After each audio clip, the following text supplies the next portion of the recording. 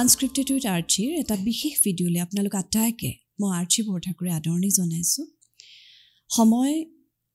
বৰ অসময় চলি আছে আচলতে, কিন্তু তাৰ পিছতো আমি সৃষ্টিৰ কথা পাতিব বিচাৰোঁ, আমি শিল্পৰ কথা পাতিব বিচাৰোঁ, আমি সেইখিনি মানুহৰ বিষয়ে জানিব বিচাৰোঁ, কথা পাতিব বিচাৰোঁ, যি আমাৰ অসমীয়া জাতিটোক আচলতে নিজৰ সৃষ্টিশীলতাৰে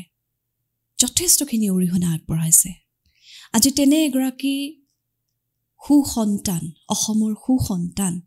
আমাৰ সৈতে আছে, সুদূৰ মুম্বাইৰ পৰা আমাৰ সৈতে আছে, আৰু তেখেতৰ সৈতে কথা পাতিবলৈ বিচাৰিছোঁ, তেখেতৰ যাত্ৰাটোৰ বিষয়ে জানিবলৈ বিচাৰিছোঁ। অকণমান আপোনালোকেও সকলোৱে জনা এজন মানুহ, কিন্তু জনাৰ আঁৰতো বহুত কথা জানিবলৈ থাকি যায়, তেনেকুৱা এজন মানুহৰ সৈতে আজি কথা পাতিবলৈ বিচাৰিছোঁ। আজি মোৰ সৈতে সুদূৰ মুম্বাইৰ পৰা আছে, অসমৰ সংগীত ক্ষেত্ৰখনৰে নহয় আচলতে, ভাৰতীয় সংগীত ক্ষেত্ৰখনৰ এগৰাকী অতি বিশিষ্ট, অতি বিশেষ ব্যতিক্ৰমী শিল্পী উৎপল শৰ্মা ডাঙৰীয়া। মই দাদা বুলিয়েই ক'ম। উৎপল দা, আপোনাক মোৰ অনুষ্ঠানলৈ আদৰণি জনাইছোঁ।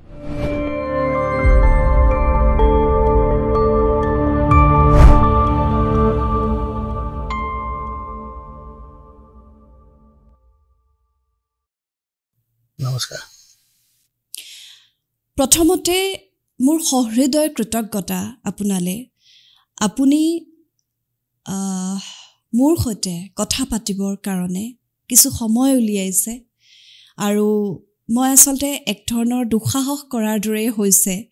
যে আপোনাৰ যিটো যাত্ৰা, সেই যাত্ৰাটোৰ বিষয়ে জানিবৰ কাৰণে খুব মন যায়, কিন্তু মই নিজে সংগীতৰ মানুহ নহয়, মই সংগীত শুনি ভাল পাওঁ, একেবাৰে সৰুৰে পৰা আপোনাৰ গীত শুনিছোঁ, আৰু তাৰ পিছত আপুনি মানুহজনক জানিবলৈ বিচাৰিছোঁ। গতিকে মোৰ জানিবলৈ বিচৰা এক অন্বেষণৰ ভিডিঅ'হে এইটো, বা আমি যিখিনি কথা পাতিম। গতিকে প্ৰথমতে মই আপোনাৰ পৰাও মাৰ্জনা বিচাৰি থৈছোঁ, যাতে মই সোধা কথাখিনিত আপুনি যদি কোনোবাখিনিত কিবা কথাত আপোনাৰ অসুবিধা পায়, অনুগ্ৰহ কৰি মোক ক্ষমা কৰি দিব। মই দৰ্শককো কৈছোঁ, এক বিশাল ব্যক্তিত্ব, এনেকুৱা ব্যক্তিত্বৰ সৈতে কথা পাতিবলৈ আচলতে বিস্তৰ অধ্যয়নৰ প্ৰয়োজন, তথাপি মই যত্ন কৰিম।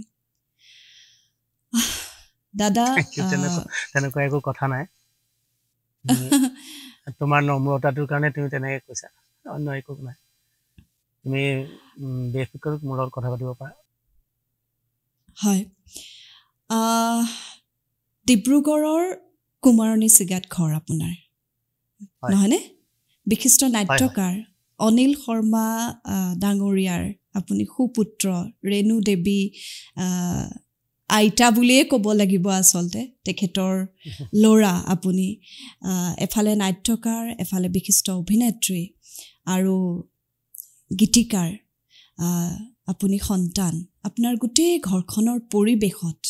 সংগীত আছিল, সংস্কৃতি আছিল, এক সুকীয়া পৰিৱেশ। মই অকণমান সেই সময়খিনিৰ পৰা আচলতে জানিব বিচাৰিছোঁ, আপোনাৰ সেই ডিব্ৰুগড়ৰ ঘৰখন, আপোনাৰ সেই পৰিৱেশ, অকণমান সেই বিষয়ে জানিব বিচাৰিছোঁ। আমাৰ ঘৰখন অন্য ঘৰৰ দৰেই যদিও আছিল, কিন্তু সংগীত আৰু নাটকৰ অভিনয়ৰ চৰ্চা ঘৰখনৰ ভিতৰত বেছিভাগ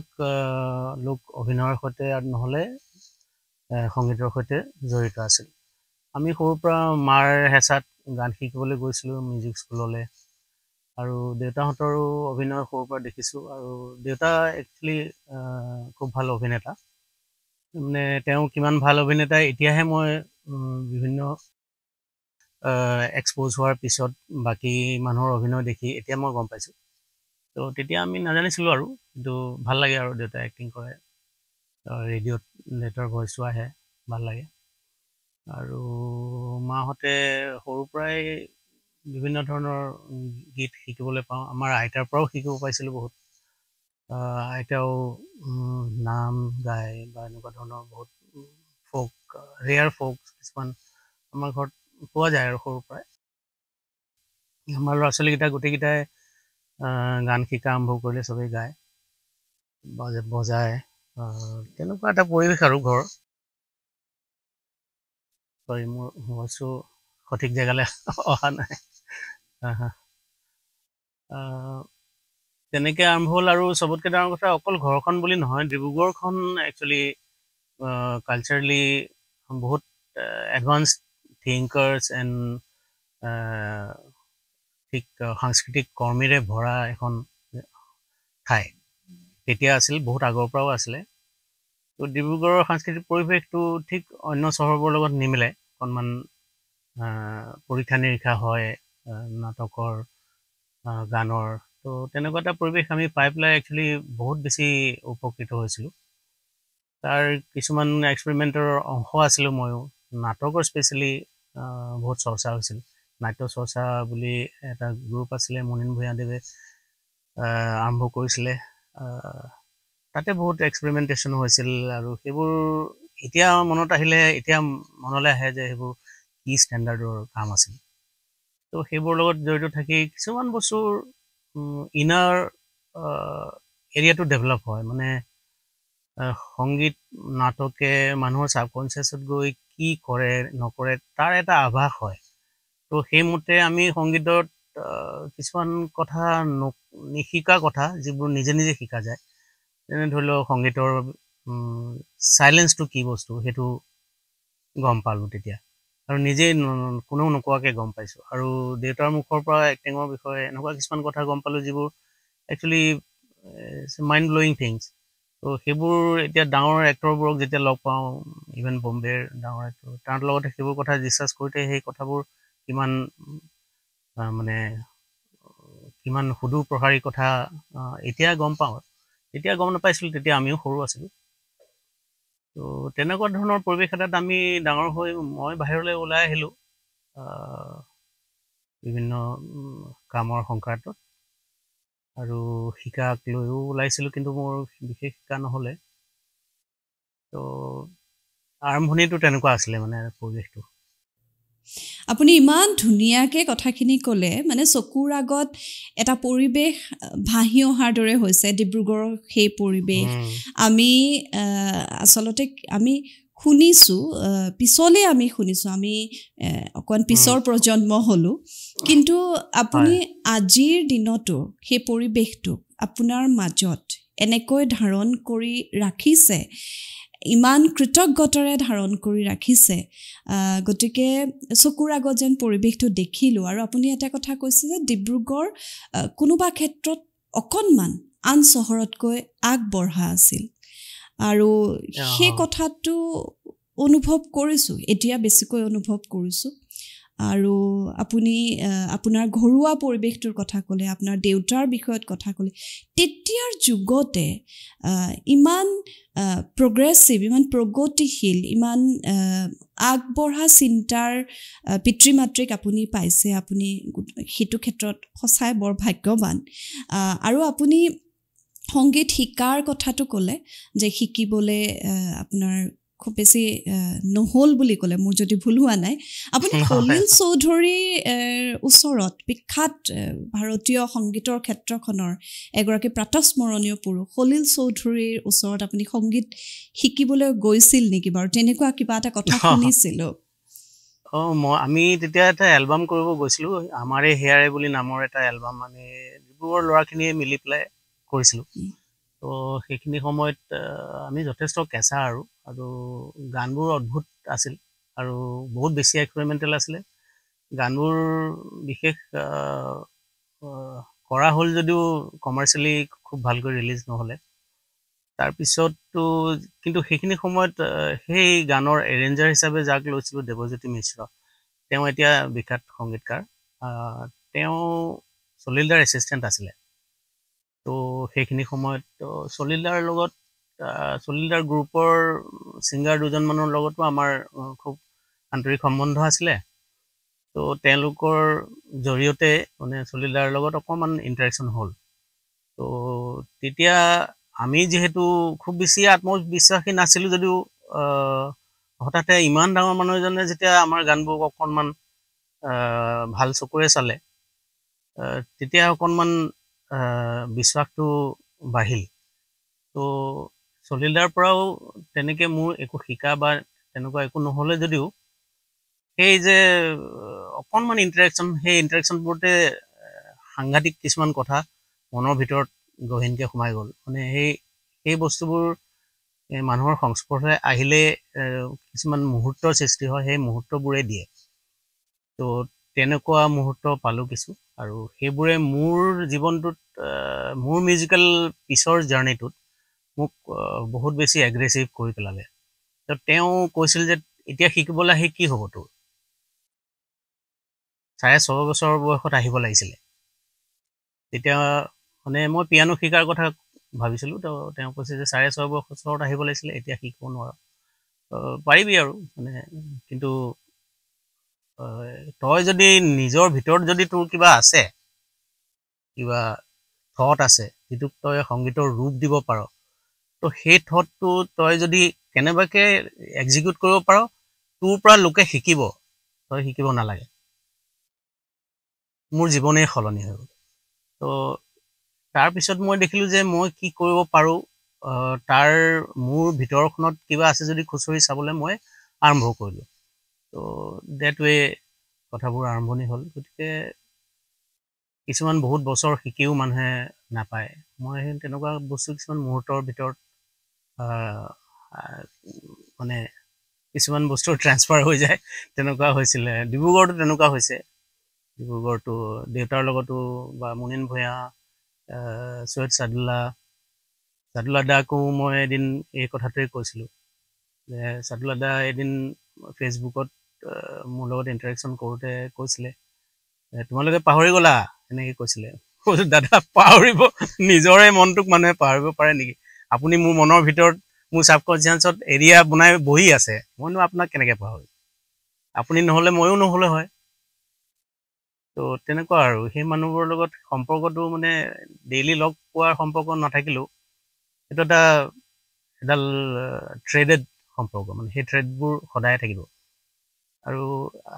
গোটেই আৰ্ট আৰু সংগীত আৰু এই সৃষ্টিৰ আঁৰত থকা মানুহবোৰৰ সদায় থ্ৰেডেড হয়, গম নাপায়। সকলোৱে ভাবে মই এইটো সুৰ কৰিলোঁ, সেইটো কাৰো সুৰ নহয়, সেইটো সকলোৰে সুৰ। সেইটো এই থ্ৰেড হৈ তোমাৰ ভিতৰলৈ আহিলে কাৰণে তুমি এতিয়া তোমাৰ পৰা গানটো ওলালে, কিন্তু সেইবোৰ ইথাৰত আছেই, কাৰণ সকলোৰে মনৰ ভাৱনাবোৰ চলি আছে। সেই ভাৱনাবোৰ এটা জেগাত আছে, ঘূৰি ফুৰিছে, তোমাৰ কেপচাৰ হৈ গ'ল, তোমাৰ সুৰ হৈ গ'ল, তোমাৰ গান হৈ গ'ল। তেনেকৈ মই ভাবোঁ গোটেই পৃথিৱীৰ আৰ্টিষ্টবোৰ একেলগতে একেডাল সূতাৰে গাঁঠি আছে। বছ তেনেকুৱা কথা আৰু মোৰ ভাৱ এইবোৰ। বুজিছোঁ, অনুভৱ কৰিবলৈ যত্ন কৰিছোঁ। আৰু এই যে কথাৰ আৰম্ভ এটা কৰিছোঁ আপোনাৰ সৈতে, মানে এইটো কথা ভাৱ হৈছে যে আপুনি আচলতে কিমান সুকীয়াকৈ কথাবিলাক চায়। এনেকৈ চাব পৰাটো এটা বেলেগ ধৰণৰ কথা। মই আচলতে সঁচা কথা ক'বলৈ গ'লে, এই যে ক'লে গোটেই পৃথিৱীৰ শিল্পীবোৰ এডাল থ্ৰেডত আছে, একেডাল সূতাত আছে, মোৰ গুজবাম্প আহি গৈছে। মানে এনেকৈতো ভবা নাযায় কথাবিলাক। আমি কোনোবাজন শিল্পীক, হয়, মোৰ এতিয়া মনত পৰিছে সিদিনা অলপৰ আগত, একচুৱেলি এই সময়টো এইবোৰ কথা পতাৰ সময় নহয়, হোৱা নাই এতিয়ালৈকে, তথাপিও মনলৈ অহাৰ কাৰণে এনেই কৈ দিওঁ। এবাৰ গল্লীৰ তাত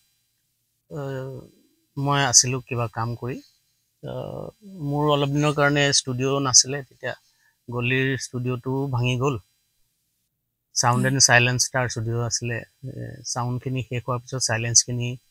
আছিলগৈ। আৰু সিওতো বেছিকৈ অহা যোৱা কৰি নাথাকে বম্বেলৈ। তো মোৰ সেইখিনি খবৰ নাছিলে। তেতিয়া তুমি ইয়াতে কাম কৰা বুলি ক'লে অলপ দিন, তো মই তাতে কাম কৰি আছিলোঁ। তো এবাৰ গল্লী আহিলে, আহি পেলাই সি ক'লে, এক্সাইটেড হৈ পেলাই ক'লে, আজি তোমাৰ লগত মই এটা পুৰা এলবাম শুনিম মানে চাম, আৰু DVD এখন লৈ আহিছে, ষ্টিঙৰ লেটেষ্ট ৰিলিজ। তো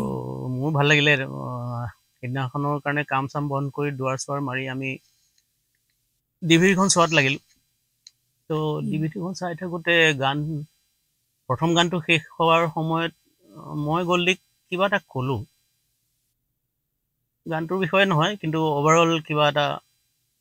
লাইফ অৰিয়েণ্টেড কিবা কথা এটা ক'লোঁ। অলপ দিন পিছত ষ্টিঙে সেই একেটা কথাই ক'লে। তাৰপিছত এনেকে 3বাৰ হ'ল 3টা গানত।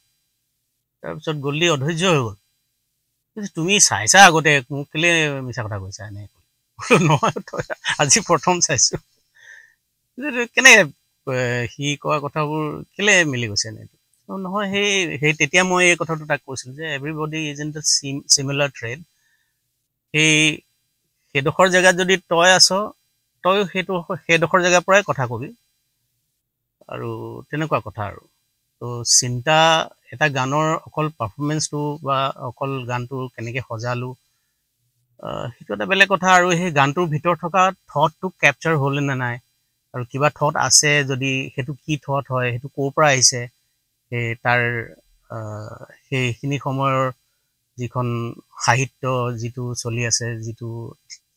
পুৰা মানৱতাৰ যিটো থট চলি আছে, সেইটো ৰিপ্ৰেজেণ্ট কোনডোখৰ জেগাৰ পৰা কৰিছে, সেই গোটেই কথাবোৰ বুজি যি কাম কৰে সি প্ৰায় সেই একে এৰিয়াতে থাকে। তো তেনেকৈ গল্ডিৰ লগত মোৰ ইণ্টাৰেকশ্যন হৈ থাকে, কিন্তু তাক বহুত দেৰিলৈকে নাপাওঁ। এই কথাবোৰ একদম গুৰ এৰিয়াটো উলিয়াই আনি তাক তাৰ মনত সোমাই দিব পৰা সময় নাথাকে। তো আদাৰৱাইজ যেতিয়া লগ পাওঁ তেনেকৈ ডিছকাশ্যন অলপ হয়, অলপকৈ হ'লেও। এতিয়া মনত পৰাৰ কাৰণে এই কথাটো ক'লোঁ আৰু। বুজিছোঁ। আমাৰো আচলতে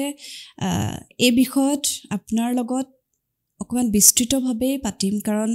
গল্ডিৰ পুকণ্ডা আপুনি, গতিকে এই বিষয়ে নিশ্চয় পাতিম। কিন্তু মই আপোনাৰ সৈতে আপোনাৰ যাত্ৰাটোৰ বিষয়ে কথা পাতিব বিচাৰিছোঁ, য'ত নিঃসন্দেহে গল্ডি এটা আমাৰ জুবিন দা, আপোনাৰ গল্ডি এটা খুব সুন্দৰ আপোনাৰ যাত্ৰাটোৰ অংশ, সেই বিষয়ে নিশ্চয় ওলাব, নিশ্চয় পাতিম। আপুনি সৈয়দ ছাদুল্লাহ ছাৰৰ কথা ক'লে, মই ছাৰ বুলি মাতিছিলোঁ, খুব মৰম কৰিছিল মোকো। আৰু মুনীন ভূঞা ডাঙৰীয়াৰ কথা ক'লে, ডিব্ৰুগড় ৰেডিঅ' চেণ্টাৰৰ সেইখিনি সময়ৰ যিটো পৰিৱেশ আছিলে, সেই পৰিৱেশ সঁচাকৈয়ে অনন্য এক পৰিৱেশ। কাৰণ আমি ৰেডিঅ' শুনি ডাঙৰ হোৱা প্ৰজন্ম, ৰেডিঅ'য়ে আমাক সময়ৰ জ্ঞান দিছিলে, ৰেডিঅ'ৰ গীত শুনি আমি গীত শুনিবলৈ শিকা প্ৰজন্ম। গতিকে আপোনাৰ কথাখিনি মোৰ বৰ ভাল লাগিলে, যে আপুনি যে ক'লে যে আপোনাক কেনেকৈ পাহৰিম, আপুনিতো মোৰ লগতে আছে, সৈয়দ ছাদুল্লাহ ছাৰক আপুনি যিটো কথা ক'লে, মই অকণমান আৰু জানিব বিচাৰিছোঁ তেখেতসকলৰ সৈতে আপোনাৰ যি সম্পৰ্ক, সেই বিষয়ে, আৰু বা ডিব্ৰুগড় ৰেডিঅ' চেণ্টাৰত আপোনাৰ যি কাম কৰাৰ যি অভিজ্ঞতা, অকণমান সেই বিষয়ে জানিব বিচাৰিছোঁ। মোৰ প্ৰথম অভিজ্ঞতা বাবাৰ লগত, দেউতাক বাবা বুলি কওঁ আমি, বাবাৰ লগত এবাৰ ৰেডিঅ'ৰ ড্ৰামাৰ ৰেকৰ্ডিঙৰ কাৰণে মোকো লগতে লৈ গৈছিলে এনেই আৰু। তো তেতিয়াই মই এই মহান শিল্পীসকলক ওচৰৰ পৰা ভালকৈ নাজানো যদিও দেখা পালোঁ, আৰু তেওঁলোকৰ দেখিলোঁ। তেনেকৈ লাহে লাহে কিবা কামত যোৱা হ'লোঁ, বা ভয়ে প্ৰথমতে মানে এপ্ৰচেবল যেন লগা নাছিল, কিন্তু আমাৰ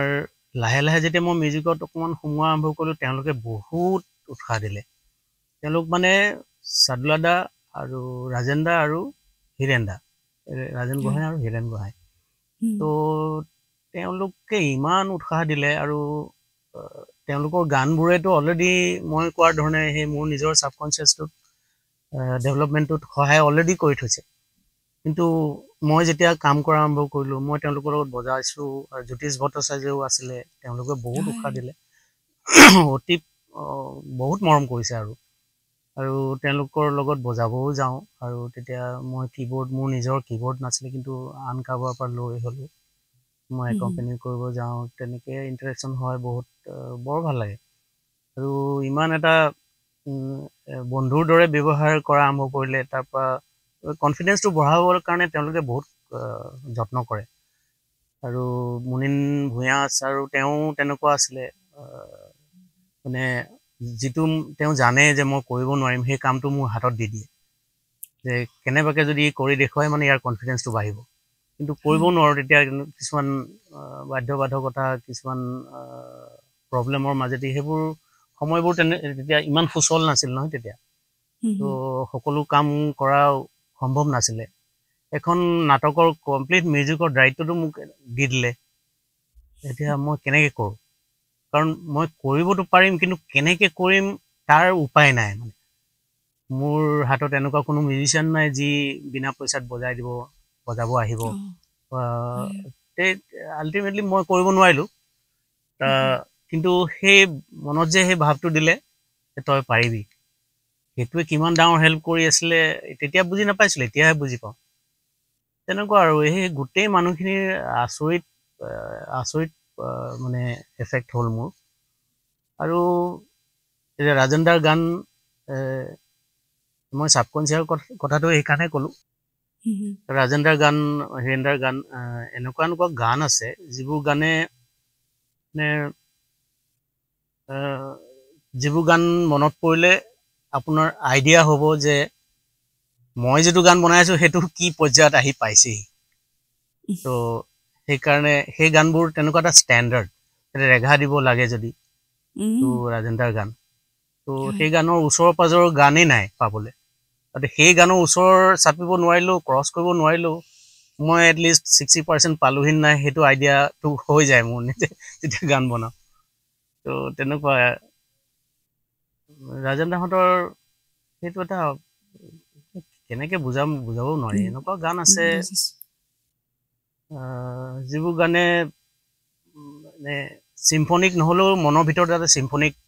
এম্বিয়েন্স তৈয়াৰ কৰে মানে আৰু এটা গানৰ কথা মনলৈ আহে আকাশৰ ৰংবোৰ সেইটো গান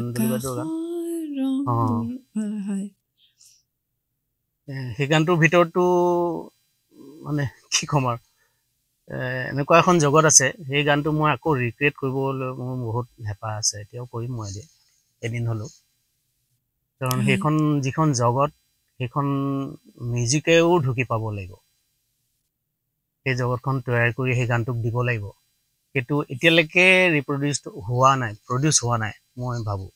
ৰেডিঅ'টো পচিবল নাছিলে ৰেডিঅ'ত আৰু লিমিটেড হেৰি মাজত কেছেটৰ সময়ত কেছেটতো আহিছিল গানটো কিন্তু মই সুখী নহ'লোঁ আকৌ এবাৰ কৰিব লাগিব হয় আৰু আমি ৰেডিঅ'ত তেতিয়া গানবোৰ শুনো মই নিজেও আকাশবাণী গুৱাহাটীৰ সৈতে জড়িত আছিলোঁ ঘোষক হিচাপে জড়িত আছিলোঁ বা এতিয়া নাট্য ক্ষেত্ৰখনত অকণমান আছোঁ কিন্তু ৰেডিঅ'ৰ গীতৰ যি সোৱাদ এই বৰষুণক লৈ ৰাজেন গোহাঁই ছাৰৰ যিটো গীত আমি খুব শুনো আৰু তেতিয়া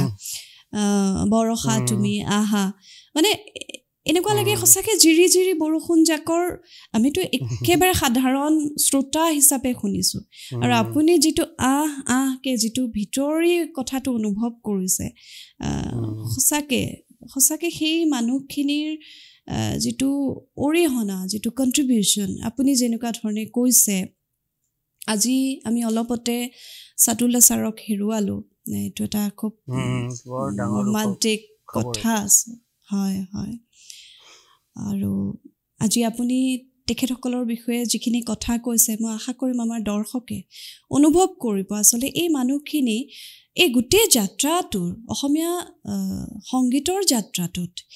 বা অসমীয়া গোটেই সাংস্কৃতিক ক্ষেত্ৰখনত এই ব্যক্তিসকল সঁচাকৈয়ে অনন্য আৰু হয় কওক নাই ঠিকেই কৈছা তুমি আৰু তেওঁলোকৰ প্ৰভাৱ অনস্বীকাৰ্য আৰু বহুত লোকৰ প্ৰভাৱ আছে চবৰে গাতে পৰি থাকে তো মাজে মাজে মনত পেলাব লাগে সেইকাৰণে আৰু সকলোবোৰ বস্তু যেতিয়া এটা প্ৰডাক্ট সন্মুখলৈ আহে তো শুনোতাজনৰ মনত হয়তো এনেকুৱাও আহিব পাৰে যে this has come out of sky from nowhere এনেকুৱা নহয় কেতিয়াও কোনো এজন আৰ্টিষ্ট বা কোনো এটা গানৰ সৃষ্টিৰ আঁৰত বহুত এটা ডাঙৰ সোঁত থাকে য'ৰ পৰা সেই সুঁতিৰ পৰা আহি নদী হয় সাগৰ হয় তো সেই সকলোবোৰৰ প্ৰভাৱ থাকে আৰু বিভিন্ন সময়ত তো মাজে মাজে কৃতজ্ঞতাৰে মনত পেলালে ভাল হয় আজিও আচলতে মই এই ভিডিঅ'টোক মই কৃতজ্ঞতাৰ ভিডিঅ' বুলিয়ে ক'ম কাৰণ আপোনাৰ যি অৰিহণা আছে মই দনি হাজৰিকা দাদাৰ কথা ক'ব লাগিব দনিদাই আপোনাৰ বিষয়ত মই কথা পাতোতে এটা কথা কৈছিল যে সময়তকৈ সদায় আগত থকা মানুহ উৎপল দা ইমান বিশেষ ধৰণৰ এটা কথা মই তেতিয়া সুধিছিলোঁ কিয় ক'লে তেতিয়া তেখেতে মোক কিছু বৰ্ণনা কৰিছিল কিয় ক'লে সেই বিষয়ে কৈছিল তাত কোনো এনেকুৱা কথা নাই যে আপোনাৰ প্ৰতি কিবা এটা অন্ধতাৰে তেখেতে কৈছে আপোনাক বিশ্লেষণ কৰি ইমান বছৰ থাকি অনুভৱ কৰি আপোনাৰ বিষয়ত তেখেতে কথাটো ক'লে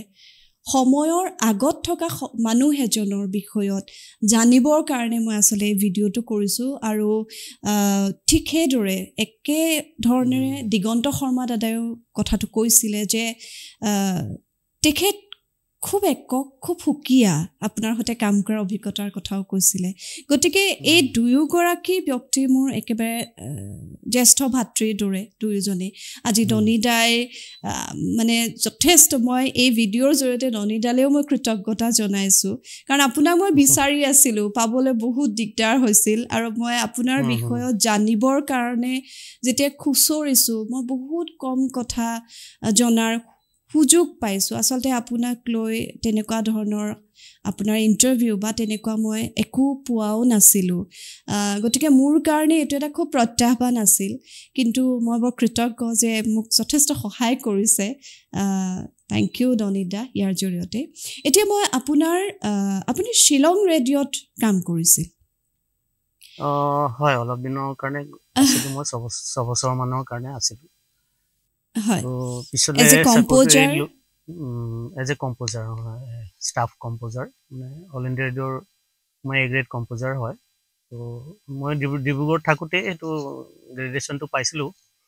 কিন্তু পিছলে চাকৰিৰ কাৰণে হেল্প হ'ল একচুৱেলি মই যদিও বিচৰা নাছিলোঁ চবেই বিচাৰিলে আৰু গুচি গ'লোঁ কিন্তু মই যোৱাৰ কোনো মানে তেনেকুৱা হেৰি নাছিলে মানে একচুৱেলি মোৰ ভালেই কাম চলি আছিলে গুৱাহাটীত মই চাকৰি এটা লৈ গুচি যোৱাটো এটা উদ্ভট কথাহে হ'ল তথাপিও গুচি গ'লোঁ অন্য কিছুমান কথাৰ বাবে হঠাতে মোৰ লাইফটো এনেকৈ এটা চেঞ্জ আহে তো তাৰে এটা চেঞ্জ আৰু সেইটো আকৌ চাকৰি এৰি থৈ গুচিও আহিলোঁ তেনেকুৱা আৰু কোনো ঠিক নাই কি হয় শ্বিলং ৰেডিঅ'ত কাম কৰাৰ যিটো অভিজ্ঞতা আপুনি ডিব্ৰুগড় ৰেডিঅ' চেণ্টাৰত আপোনাৰ কাৰণে পৰিয়ালৰ দৰে আছিলে ঘৰ এখনৰ দৰে আছিলে আপোনাক বৰ মৰমেৰে আৱৰি ৰখা এটা পৰিয়াল আছিলে তাৰ পৰা আপুনি শ্বিলং ৰেডিঅ'ত যেতিয়া কাম কৰিবলৈ গ'ল চাকৰি সূত্ৰে আপুনি গ'ল সেই পৰিৱেশটো কেনেকুৱা আছিলে শ্বিলঙৰ পৰিৱেশটো এনেই শ্বিলঙত থাকি ভাল লাগে জেগাডোখৰ ধুনীয়া মানুহবোৰ ভাল আৰু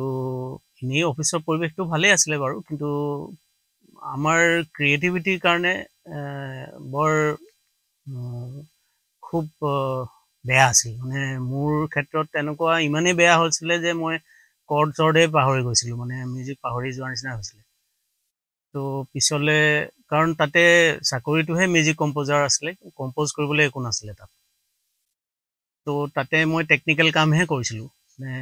যি ৰেকৰ্ডিং কৰা এনেকুৱা ধৰণৰ কাম তো তাৰ অভিজ্ঞতাটো খুব সুখৰ নহ'ল শেষলেতো চাকৰি এৰি দিলোঁ বাৰু বহুত ডিফাৰেঞ্চ আছিলে ডিব্ৰুগড় ৰেডিঅ'ৰ নিচিনা নাছিলে যিগৰাকী ব্যক্তিৰ মই আপোনাৰ সৈতে কথা পাতি যিটো অনুভৱ কৰিছোঁ ধৰ্মই আচলতে সংগীত মিউজিক সেইগৰাকী ব্যক্তিয়ে যদি মিউজিকৰ পৰা আঁতৰি থাকিবলগীয়া পৰিৱেশ এটা হয় সেয়া কিমান কষ্টকৰ হ'ব অকণমান অনুভৱ কৰিছোঁ কিন্তু শ্বিলঙে আপোনাৰ জীৱনৰ কাৰণে কিন্তু বৰ ধুনীয়া সম্পদো দিছে নহয়নে আপোনাৰ অকণমান সেই বিষয়েও জানিব বিচাৰোঁ মানে বৰ নামটো বৰ ধুনীয়া আপোনাৰ প্ৰিয় শব্দ যেনেই লাগে আচলতে কোনোবাখিনি অকণমান ক'ব নেকি সেই কথাখিনি তেওঁৰ নাম মেলোডি তেওঁকো সেই অল ইণ্ডিয়া ৰেডিঅ'তে লগ পালোঁ তো লগ পাই এটা সুসম্পৰ্ক গঢ়ি উঠাৰ বহু বছৰৰ পিছত বিয়ালে ৰূপান্তৰ হ'ল আৰু চামাও তো সেইখিনি সময়ত ইমান সহজো নাছিলে বিয়া সাধাৰণতে নহয় মানে কিন্তু হ'লগৈ আৰু কাৰণ মইতো স্বাধীন মনা মানুহ চবেই জানে তো যি কৰে ভালে কৰিব বুলি তো হৈ গ'ল আৰু সেইটো আৰু পিছলে অল ইণ্ডিয়া ৰেডিঅ'ৰ পৰা চাকৰিটো এৰি দিয়াৰ কাৰণটো অৱশ্যে অন্য আছিল কিন্তু তেতিয়ালৈ মোৰ বিয়াও হৈ গৈছিল গতিকে লাইফটো এটা বেলেগ এটা দিশলৈ নিবলৈ সাহসটো আকৌ ঘূৰি আহিলে তো আকৌ এৰি দিলোঁ চাকৰি আকৌ এটা বেলেগ লাইফ আৰম্ভ কৰিলোঁ হয় সেই ক্ষেত্ৰত আপোনাৰ প্ৰিয় মানুহগৰাকীৰ নিশ্চয় যথেষ্ট প্ৰেৰণা ভালপোৱা মানুহৰ জীৱনৰ বৰ ডাঙৰ শক্তি এটা সেইটোও আছিলে সেইটো আছে এতিয়াও আছে আৰু এতিয়াও যথেষ্ট কষ্ট কৰে আৰু যথেষ্ট ধৈৰ্য আছে তেওঁ তেখেতৰ কাৰণেও কিন্তু আপুনি গীত তৈয়াৰ কৰিছিলে মোৰ যদি ভুল হোৱা নাই এটা গীত শান্তা উজীৰ বাইদেৱে গাইছিল নেকি বাৰু এনেকুৱা অকণমান যদি আপোনাৰ অসুবিধা নহয় এটা গান আছিল সেইটো মানে ষ্টুপিডিটি অফ লাভৰ ওপৰত লিখিছিলোঁ মেলোডিৰ ওপৰত লিখাৰ নিচিনাই আৰু মানে ইন এ চেন্স যে ইটছ এন ইম্পচিবল চিটুৱেশ্যন য'ত মানে দুটা প্ৰাণী এটা হ'বলৈ কোনো সুবিধা নাই তো সেই তেনেকুৱা এটা ছাবজেক্ট লৈ পেলাই মই গানটো লিখিছিলোঁ তুমি মোৰ সপোন আৰু গানটো মই গোৱাৰ কথাই আছিলে তো শান্তা বাইদেউৰো ভাল লাগিলে তেওঁ গাব বিচাৰিলে তো তেওঁ গালে আৰু কিছু গান তাতে হৈছিল যিবোৰ গান থাকি গ'ল এতিয়াও কৰা হোৱা নাই সেইখিনি সময়ত সেইবোৰ গান অহাটো বৰ সময়ৰ এটা দৰকাৰ আছিলে কিন্তু নহ'লগৈ সেইবোৰ কৰা সেইকাৰণে কিছুমান বস্তু আৰম্ভণিৰ ক'ৰ পৰা হৈছিলে এতিয়া মানুহে ফটককৈ ধৰিব নোৱাৰে তাৰ আগতেই হোৱা উচিত আছিলে তো কিছুমান গান কৰা থাকি গ'ল কাৰণে সেই বস্তুবোৰ থাকি গ'ল আছে এই ৰক মিউজিকৰ ৰক অৰিয়েণ্টেশ্যন যিবোৰ কম্পজিশ্যন বা তেনেকুৱা সেই বস্তুবোৰ নতুনকৈ আহিছিলে তো সেইবোৰ ধীৰে ধীৰে মিউজিচিয়ানছক সেইটো লেভেললৈ লৈ গৈ লাহে লাহে ৰেডি কৰি সেই মিউজিকেল পেটাৰ্ণটো সেই মিউজিকেল ধংটো সেইটো নতুনকৈ এষ্টাব্লিছ কৰোঁতে যথেষ্ট সময় পাৰ হ'ল তো তাৰ যিটো ফ্ৰুটফুল গান যিকেইটা হ'ব লাগিছিলে সেইকেইটা গান মই আগতে বনাই থৈছিলোঁ কিন্তু কৰা নহ'লে তাৰে ভিতৰত এটা গান আছিলে তুমি মোৰ সপোন সেইটো গান এতিয়াও শুনিলে মানুহে গম পাব যে আচল ৰক যিটো এম্বডিমেণ্ট সেই গানটোৱে পাইছিল তেতিয়াৰ লিমিটেশ্যনৰ মাজতো তথাপিও তাতে তাৰ আহডাল দেখা পাব তো এতিয়াও আকৌ কৰিব লাগিব গানবোৰ মানুহক দিব লাগিব আকৌ ভালকৈ আমি খুব আশা কৰোঁ দাদা কাৰণ মোৰ এই প্ৰশ্নটো আপোনালৈ আছেই যে অসমীয়া সংগীতৰ ক্ষেত্ৰখনলৈ এক অনন্য ধাৰা কঢ়িয়াই অনা মানুহজন বুলি ক'লে কিন্তু আপোনাৰ নামটো আহে বিশেষকৈ হাৰমনি আৰু মেলোডিৰ যিটো সম্পৰ্ক আপুনি হাৰমনি ক্ষেত্ৰখনত বহুত পৰিৱৰ্তন আনিলে ৰূপান্তৰ কৰা বুলি ক'ব লাগিব মই যদিও সংগীতৰ ছাত্ৰী নহয় মানে দেখিছিলোঁ যে গানবোৰ দেখোন অলপ বেলেগ এতিয়া শান্তা বাইদেউৰ এই গীতটোৱে শুনিলে গম পায় যে অলপ বেলেগ তাৰপিছত ঠিক সেইদৰে আপোনাৰ বাকী গীতসমূহৰ ক্ষেত্ৰতো দেখিছোঁ যে অলপ বেলেগ এই অলপ বেলেগটোৰ পৰা যিটো ধাৰা আৰম্ভ হৈছে মই হাৰমনিৰ কথাটো এইকাৰণেই আনিছোঁ একেবাৰে সলনি হৈ থাকিলে আপোনাৰ গীতসমূহৰ পৰা মই এই বিষয়ে অকণমান জানিব বিচাৰিছোঁ that was a conscious effort from my side কিন্তু বস্তুবোৰৰ এতিয়া ভিতৰত একচুৱেলি সেই এফৰ্টটো চলি থাকে ভিতৰত কিছুমান চিন্তা চলি থাকে মিউজিকেল আইডিয়াজ ভিতৰত অহা যোৱা কৰি থাকে যেতিয়া পিছলে মই মোৰ নিজৰ কাৰণে গান কৰা নাই বিশেষ কিন্তু গল্ডিৰ গানবোৰ যেতিয়া কৰিবলৈ আহোঁ মই শ্বিলঙৰ পৰাই আহোঁ আহি শনিবাৰে দেওবাৰে ৰেকৰ্ডিংটো কৰিব পাৰোঁ আৰু তো বাকী আকৌ মই ঘূৰি যাব লাগে তো তেতিয়া মোৰ ভিতৰত চলি থকা সেই আইডিয়াছবোৰ তেতিয়া নিজে নিজে সাৰ পাই যায় ষ্টুডিঅ'টোৰ ভিতৰত আৰু তেতিয়া মিউজিচিয়ানখিনিও এটা স্তৰলৈ অলৰেডি আহিছে তো সেই গোটেইখিনি এটা ডেভেলপমেণ্টৰ এটা পৰ্যায় পাইছেহি তাৰ আগতে বহুত ক্ষেত্ৰত এনেকুৱাও হয় কেতিয়াবা কোনোবা এটা কৰ্ডৰ নাম সেইদিনাখনেই প্ৰথম শুনিছে তেনেকুৱাও হয় তো সেই বস্তু সেই পৰ্যায়টো লাহে লাহে ক্ৰছ কৰি এটা ভাল লেভেললৈ সকলো মিউজিচিয়ান গৈছে তো তেতিয়া ফ্ৰী নিজৰ এক্সপ্ৰেশ্যনটো দিবলৈ অকণমান ফ্ৰীনেছটো আহিছে তো তেতিয়া মই ভিতৰৰ মোৰ চিন্তাবোৰ সোনকালে সেই গানবোৰত সোমাই পৰিছে আৰু সেই গানবোৰৰ মিউজিকৰ ক্ষেত্ৰত এতিয়া মই দেখিছোঁ বহুত কনফিউজন আছে যেন লাগে মানুহৰ কাৰণ সেইখিনি সময়ত মিডিয়া যিহেতু নাছিলেই কেছেট হিচাপত ওলাইছিলে কেছেটত ক'ৰবাত চুকত নামটো লিখা থাকে আৰু গতিকে মানুহে চকুত নপৰে বা ইমান এটা গুৰুত্ব নিদিয়ে কিন্তু সেই গোটেই জাৰ্ণিটোৰ সপোনৰ সুৰ ঋতু অনামিকা আশা মায়া আৰু জুবিনৰ গান এই গোটেইকেইটা এলবামৰ প্ৰতিটো সংগীতৰ প্ৰতিটো শব্দ মোৰ প্লেনত হোৱা আৰু অকল মোৰ ব্ৰেইনৰ পৰা ওলোৱা কাৰো তাত কোনো প্ৰভাৱ নাই কোনো মিউজিচিয়ানৰ কোনো ইনপুট নাই কোনো ধৰণৰ আই ডিডন্ট একচেপ্ট সেইখিনি সময়ত মোৰ বিষয়ে মিউজিচিয়ানে জানেও তেতিয়া মই যদি ভুলকৈও কিবা এটা লিখি দিওঁ তেওঁলোকে ভুলটোৱে বজাই দিব এনেকুৱা আছিল কাৰণ তেনেকুৱা এটা পৰিৱেশ আছিলে মোক কোনো ছাজেষ্টো কৰিব নোৱাৰে কোনো মিউজিকৰ কথা তো ভুল হ'লে মোৰ পৰাই ভুল হ'ব আৰু তো সেইটো এতিয়া কওঁতে সুৰটো অলপ বেলেগ শুনাই কিন্তু মই এইটো ক্লিয়াৰ আপ কৰিবৰ কাৰণে কৈছোঁ বহুতে ভাবে এই মিউজিকবোৰ কোনে কৰিছে নকৰিছে বা এনেকুৱা ধৰণৰ বস্তু এইটো ক্লিয়াৰলি হ'ব লাগে আচলতে এইটো হোৱা নাছিলে সেইকাৰণে মই ক্লিয়াৰ আপ কৰিবৰ কাৰণে ক'লোঁ যে যিয়েই মানে গল্ডিৰ গানৰ সেইখিনি সময়লৈকে যিয়েই গানৰ ভিতৰত যিয়েই বাজিছে সেই মোৰ প্লেনৰ পৰা বাজিছে এই কথাখিনি জনাটো সঁচাকৈ বৰ প্ৰয়োজনীয় প্ৰয়োজন আছিলে হয় মানে মই ফিল কৰোঁ মই যিহেতু বাৰে বাৰে থাকোঁ তো এনেকুৱা লাগে মানুহে চাগে ভালকৈ নাজানে নেকি কথাটো এনেকুৱা লাগে বিভিন্ন সময়ত বিভিন্ন জেগাত যিবোৰ ডিছকাশ্যন দেখোঁ বা হেৰি দেখোঁ তাতে এই কথাবোৰ নোলায় সেইকাৰণে ভাবোঁ চাগে মানুহে বস্তুটো মিছ কৰি গ'ল তেনেকুৱা হ'ব পাৰে হয় আৰু কথা আৰু কোৱা হয় আৰু দৰ্শকেও নিশ্চয় এই বিষয়ে আৰু জানিবলৈ বিচাৰিব কেনেকৈ সেই বিশেষকৈ প্ৰথমৰ যি 5-6টা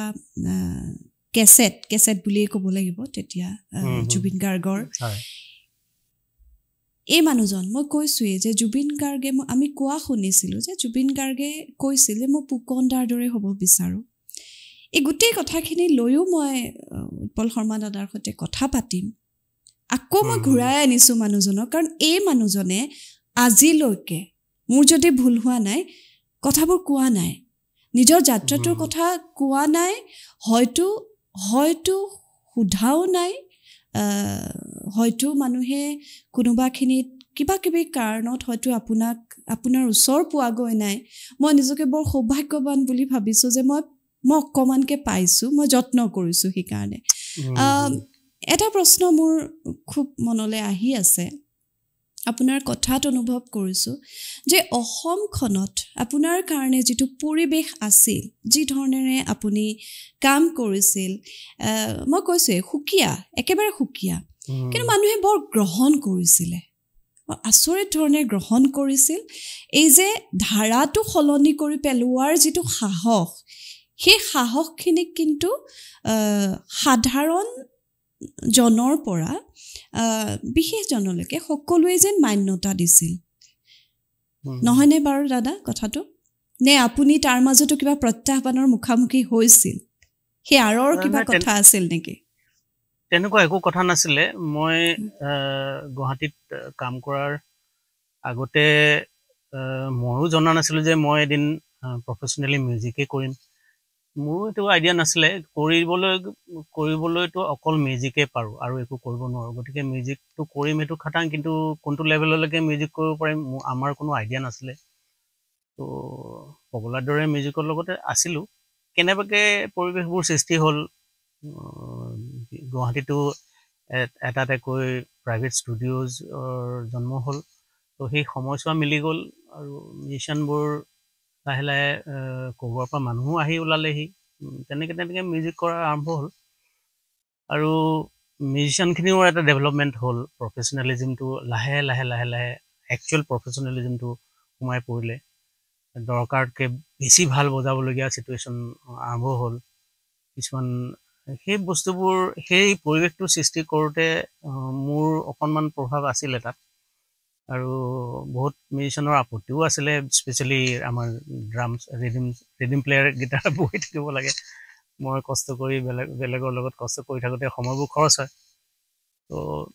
তেনেকুৱা সেই পৰিৱেশটোৰ পৰা ভাল লাগে এতিয়া ভাবিলে যে সেইখিনি সময়ত সেই কষ্টখিনি হয়তো সকলোৱে কৰিব নোখুজিছিল কাৰণ ডেইলি যদি 5টা গান বজায় তেতিয়া 5টা গানৰ পইচা পাব আৰু যদি ডেইলি 2টা গান ৰেকৰ্ডিং হ'ব পাৰে তেতিয়া 2টা গানৰ পইচা পাব তো তেনেকুৱা এটা এটিচিউডো আহি পৰিছিল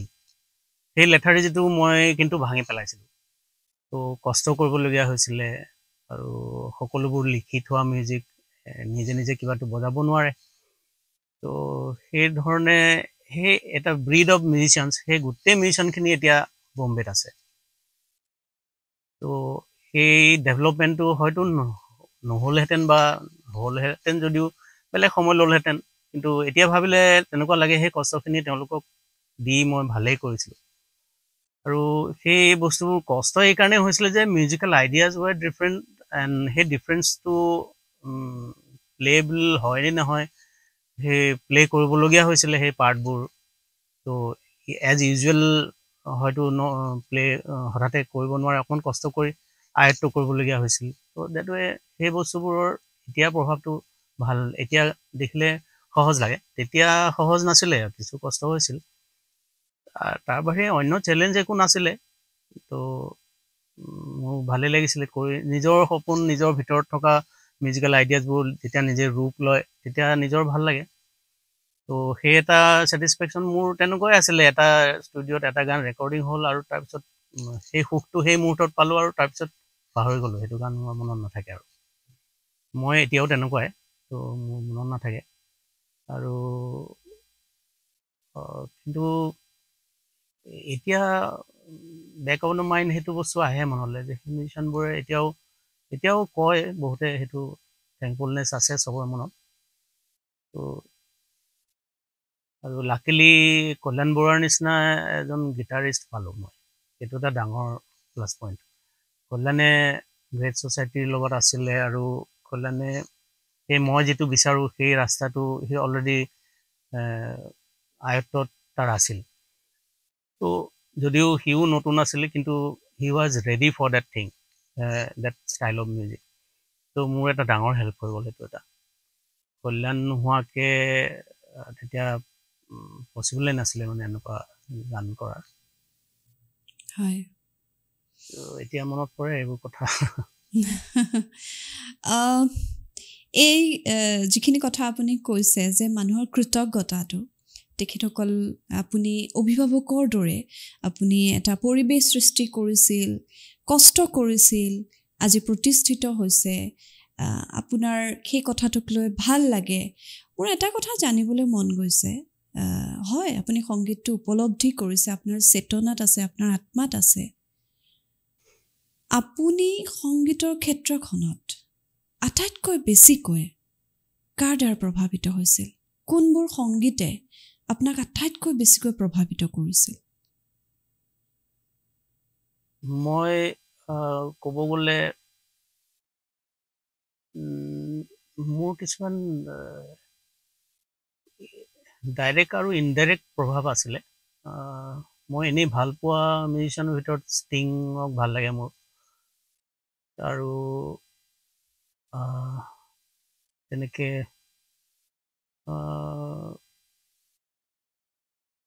বহুত বহুত বেছি আমি গম নোপোৱাকৈ বহুত ধৰণৰ গান শুনিছিলোঁ আৰু মোৰ কিছুমান বেমাৰৰ দৰে আছিলে মই বহুত গালি খাইছিলোঁ সেইকাৰণে মই ভাষা বুজি নোপোৱা ভাষাৰ গানো শুনি থাকোঁ এতিয়া ৰেডিঅ'টো আছিলে সৰু ৰেডিঅ' এটা সেইটো পকাই পকাই মই গৈ কেতিয়াবা নেডাৰলেণ্ড ৰেডিঅ' পাই যাওঁ কেতিয়াবা ভইচ অফ আমেৰিকাৰ জেজ আৱাৰটো শুনো তো জেজ মিউজিকৰ বিষয়ে কোনো আইডিয়া নাই কিন্তু মই জেজ মিউজিকটো শুনি মোৰ ভিতৰত এটা ৰেপল এফেক্ট এটা হয়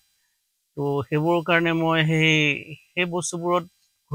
ঘূৰি আছিলোঁ মানে আৰু বহুত ধৰণৰ বিভিন্ন ধৰণৰ গান শুনো মানে আৰু মিউজিকেল চিম্ফনি অৰ্কেষ্ট্ৰা এইবোৰ ৰেডিঅ'তেই বিচাৰি এইবোৰ পকাই শুনি থাকোঁ সৰুৰ পৰা তো সেইকাৰণে প্ৰভাৱটো কেইজনমান মানুহক বুলি ক'ব নোৱাৰি কিন্তু মষ্টলি সেইখিনি সময়ৰ সেই ৰক মিউজিকটো এটা ৰিবেলিয়াছ এটিটিউড দেখা পাইছিলোঁ সেইকাৰণে মোক সেইটোৱে অকণমান এট্ৰেক্ট কৰিছিলে ৰিবেলিয়াছ ইন এ চেন্স আমিও অকণমান পলিটিকেলি ৰিবেলিয়াছ আছিলোঁ তো লেফ্ট ইনক্লাইনেশ্যন এটা আছিলে তো আমিতো আচল ক্ৰিয়েটিভ সময়খিনিতো সেই পাহাৰে ভৈয়ামে ক'ৰবাত হাৰমনিয়ামখন কান্ধত লৈ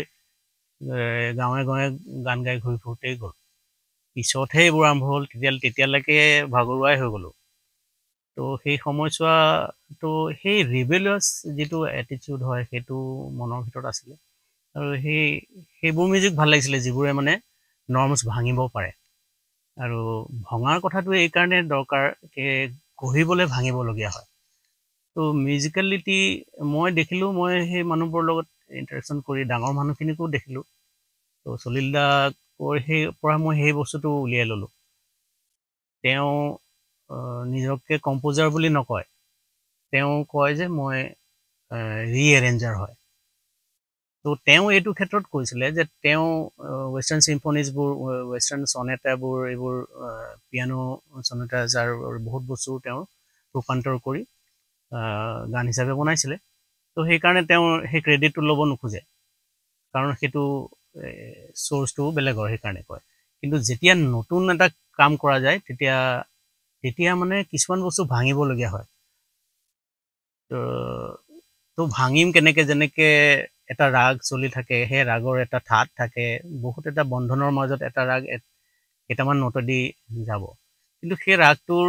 তুমি চিলেক্ট কৰি সেই গোটেই ৰাগটোক ৰেচপেক্ট নকৰিও তুমি কিন্তু বেলেগ মেলোডি বনাব পাৰা তো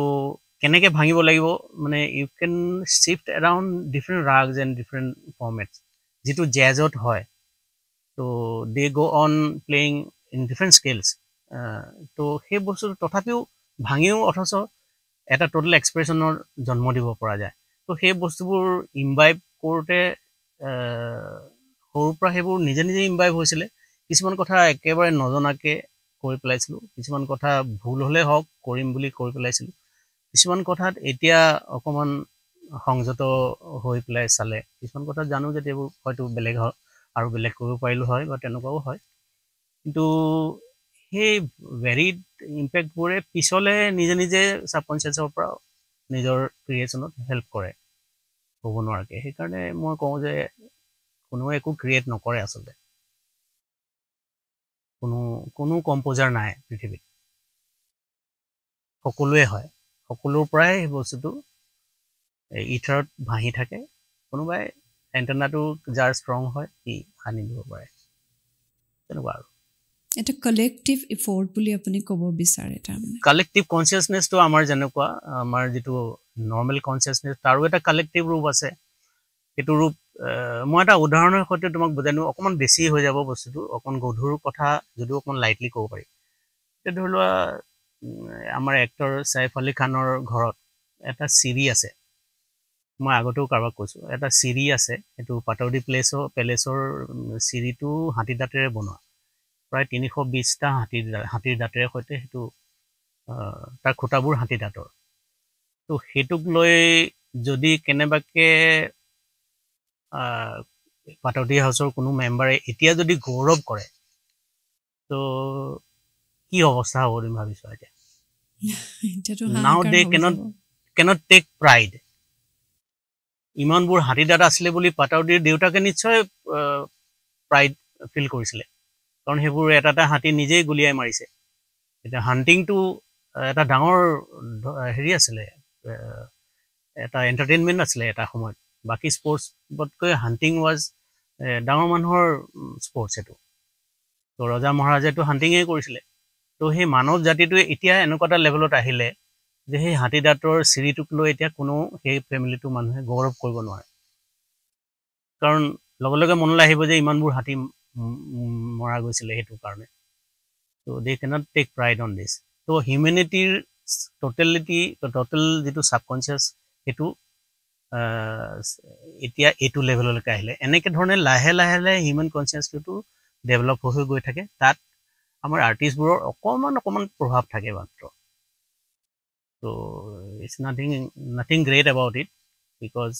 সাহিত্যিকৰ বহুত বেছি এফেক্ট হয় তো লাহে লাহে লাহে লাহে মানুহৰ মনবোৰ ধীৰে ধীৰে এটা হায়াৰ লেভেললৈ গৈ থাকে আৰু বেছি মানৱতাবাদী হ'ব পৰা হৈ গৈ থাকে তথাপিও নোৱাৰে কাৰণ বাকী ফ'ৰ্চটো নিগেটিভ ফ'ৰ্চটোৰ লগতে চলি থাকে গতিকে এই কথাবোৰ ইমান ডাঙৰ কথা বুলি মই নাভাবোঁ সেইকাৰণে মই নিজৰ কামকো ইমান একো গুৰুত্ব নিদিওঁ কাৰণ আমি হয়তো পৰা নাই যিবোৰ আমি কৰিব পাৰিব লাগিছিলে এতিয়া গল্লীৰ কথাক লৈ মোৰ সেইকাৰণে অলপ প্ৰাইড হয় সি যিবোৰ কয় সেই কথাবোৰত সেই চিন্তাবোৰৰ এটা কি বুলি কয় এটা অভাৰঅল মানে এটা ফ'ৰ্চত সি কথাবোৰ কৈ পেলাই যিবোৰ সত্য হয় যিবোৰ সকলোৱে পতা উচিত এতিয়া গোটেই মানৱ জাতিটো তেনেকুৱা হৈ যোৱা উচিত অলৰেডি হ'ব লাগিছিল এতিয়া কোনোবা এটাই গালি পৰাৰ লগে লগে এটা ৰিং বাজি উঠিব লাগিছিলে ছ'চাইটিখন এনেকুৱা এটা লেভেললৈকে অলৰেডি পাই যাব লাগিছিল সেইকাৰণেতো এই আৰ্টিষ্টবোৰৰ সৃষ্টি হয় সেইকাৰণে এই দেখাত বিপ্লৱী যেন লগা মানুহৰ সৃষ্টি সেইকাৰণে হয় তেওঁলোকে সলনিটো বিচাৰে তো আমাৰ আৰ্টিষ্টবোৰে মানে সেই সলনিটোত হেল্প কৰে পাৰচেপশ্যনবোৰ লাহে লাহে দি মানুহে ভবাতকৈ সুন্দৰ পৃথিৱীখন মানুহৰ মনৰ ভিতৰত আৰু সুন্দৰ কৰি আৰু এখন আকাশৰ পিছৰ আকাশ যে থাকে তাৰ এটা কনচেপ্ট দিয়ে যে এই নৰ্মেল জগতখন ইজ নট এভৰিথিং তাৰ এটা আইডিয়া পায় কি বুলি ক'ব আকাশৰ পাৰৰ আকাশৰ সীমাৰ বাহিৰতো এখন আকাশ থাকে সেইখন আমিয়ে বনাওঁ কিন্তু আমি নিজেই ঢুকি নাপাওঁ কাৰণ আমি we are busy with our daily কি বুলি ক'বা ডেইলি লাইফ হয় it's kind of a matrix where we are inside so' we can't get to that we can't touch our own self because we have a mind we can't cross that when we think with our mind with our intellect we cannot go beyond our mind and intellect so artists should go and make others feel that you should go also eto artistor eta daitto boli moi bhabu jodio nije eko koribo no tabi bhabur ahe aru kotha ulai goi thake mo নহয় মানে কথাখিনি শুনি মোৰ ইমান ভাল লাগিছে মই শুনি থাকোঁতে মই ভাবি আছোঁ যে আমি কেনেকৈ ভাবোঁ কথাখিনি এই যে আপুনি ক'লে যে এইটো আৰ্টিষ্টৰ ধৰ্ম হোৱা উচিত বা আপুনি কৈছে যে এইটো এইটো দায়িত্ব হোৱা উচিত এইটো আচলতে মানুহৰ দায়িত্ব হোৱা উচিত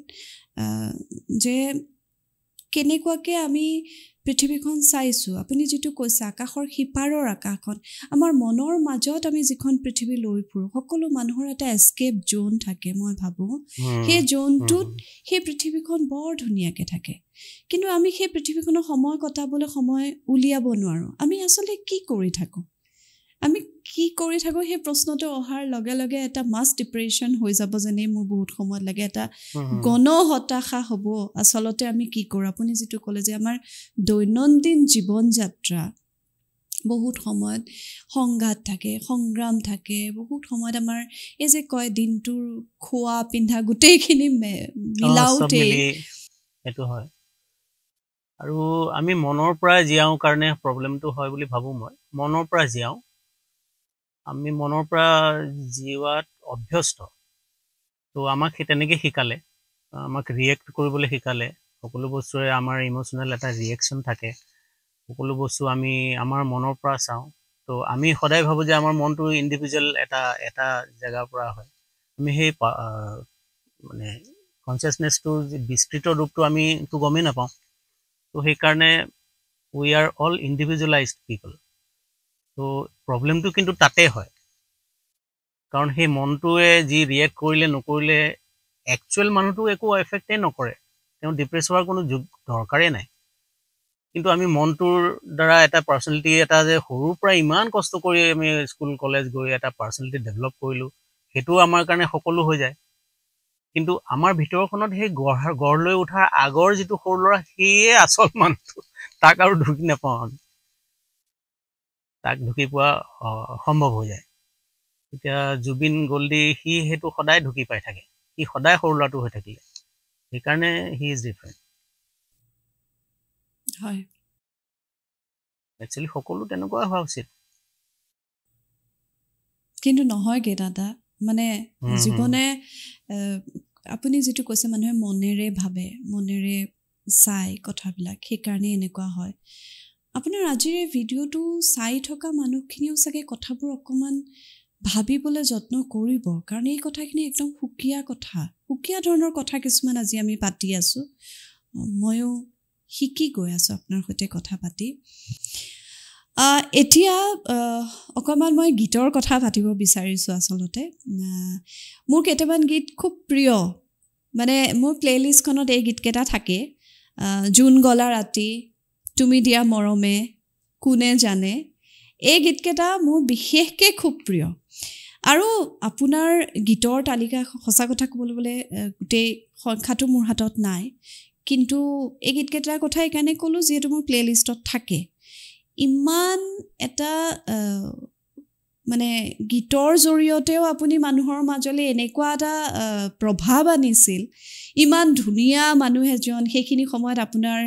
বেশভূষা আপোনাৰ যি ধৰণেৰে আপোনাক দেখোঁ আৰু কেছেটৰ কভাৰত আমাৰ মানে বাহঁতৰ হেৰিয়াত কালেকশ্যনত দেখিছোঁ দেখিলে ভাল লাগে এতিয়া কথা হৈছে সেই মানুহজনে অকণমান সুকীয়া ধাৰা এটালৈ গুচি আহিলে মানে গীত গাই ভাল পোৱা মানুহ এজনৰ পৰা যেন আপুনি সংগীতৰ এটা বেলেগ এখন ক্ষেত্ৰলৈ আচলতে কেইবাটাও ক্ষেত্ৰলৈ আপুনি গুচি আহিলে কিয় বাৰু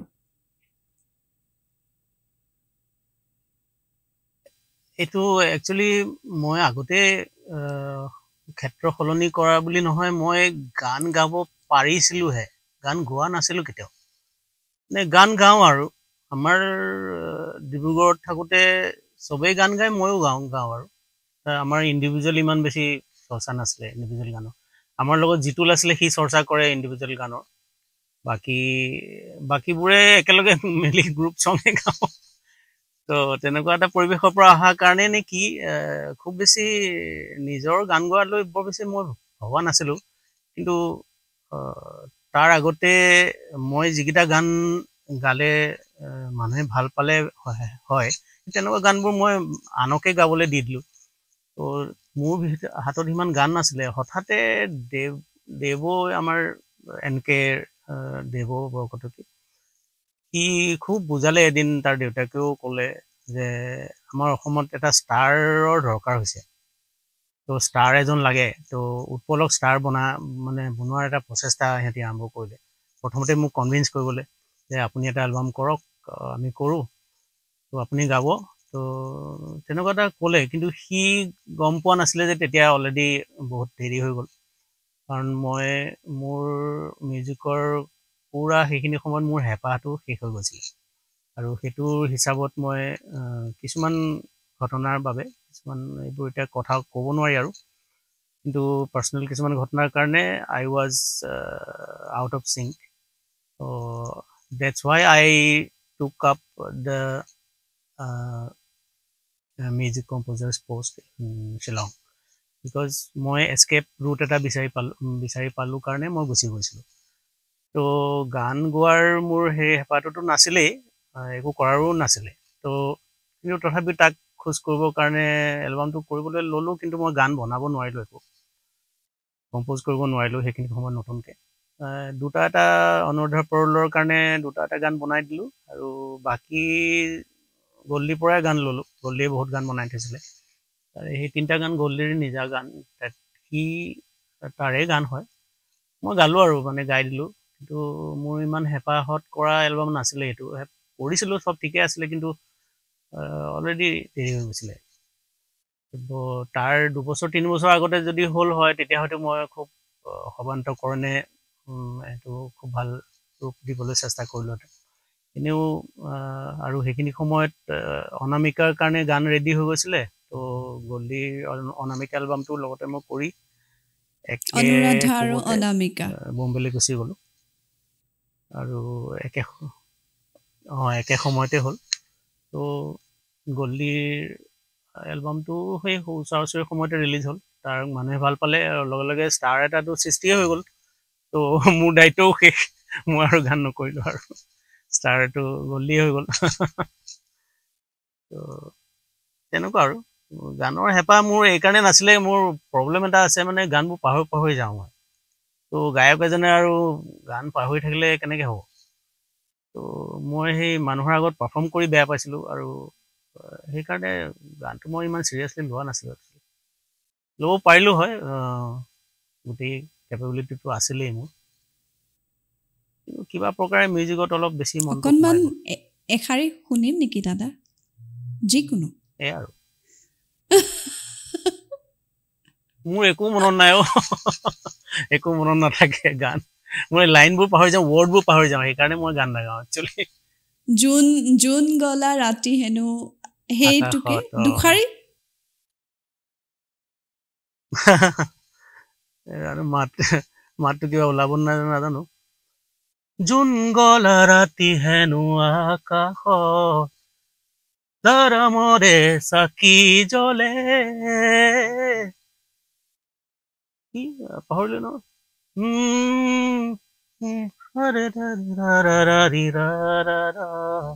বেদনা thank you, thank you. Voice নাই আৰু। এতিয়া আহোঁ মায়ানগৰীৰ কথালৈ। আপুনি অসমৰ মানুহৰ ভাল পোৱা, অসমৰ মানুহক নতুনত্বৰ সোৱাদ দি আপুনি মুম্বাইলৈ আহিলে। আপোনাৰ সৈতে কাম কৰি মানে খুব ভাল পোৱা, বা আনন্দৰাজ আনন্দজীৰ বিষয়তো মই ক'ৰবাত অকণমান পাইছিলোঁ, আপোনাৰ সৈতে মানে অত্যন্ত ভাল পাইছিল আপোনাৰ সৈতে কাম কৰি, বিস্তৰ অভিজ্ঞতা আপোনাৰ। আৰু ইমান অন্তৰ্মুখী এজন মানুহ, গতিকে কথাবোৰ মানে বিচাৰি উলিয়াবলৈ যাওঁতে বহুত এনেকুৱা গীত পাইছোঁ, যিবোৰৰ আঁৰৰ মানুহজন আপুনি বুলি বহুত দেৰিকৈ গম পাইছোঁ আচলতে। গতিকে অকণমান সেই মায়ানগৰীৰ কথা কওকচোন, মুম্বাইলৈ আহিবলৈ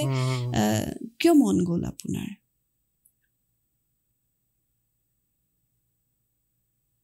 নাই, তেনেকুৱা একো কথাই নাছিলে। মই কিবা এটা ডাবিঙৰ কাৰণে মুম্বাইলৈ আহিছিলোঁ,